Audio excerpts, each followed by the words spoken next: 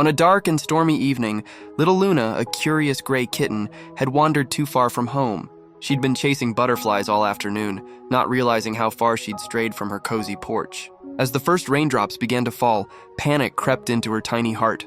The sky growled with thunder, making Luna's whiskers tremble.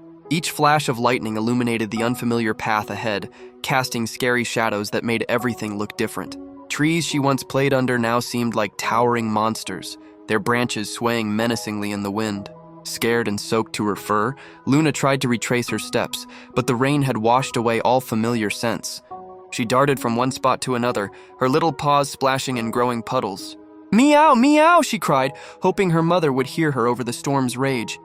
Back at home, Luna's mother, Pearl, was beside herself with worry. She'd searched every corner of the house, called into every shadow, but her precious kitten was nowhere to be found. As lightning split the sky again, Pearl knew she had to brave the storm to find her baby. But Pearl wasn't alone in her search. Max, the friendly golden retriever next door, had heard Luna's mother's distressed calls.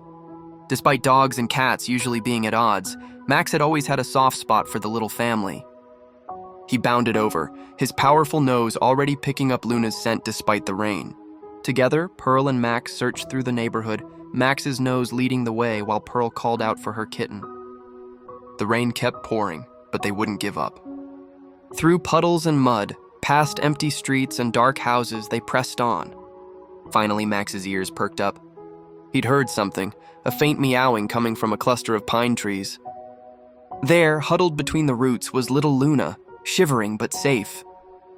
Pearl rushed forward, wrapping herself around her kitten, purring with relief.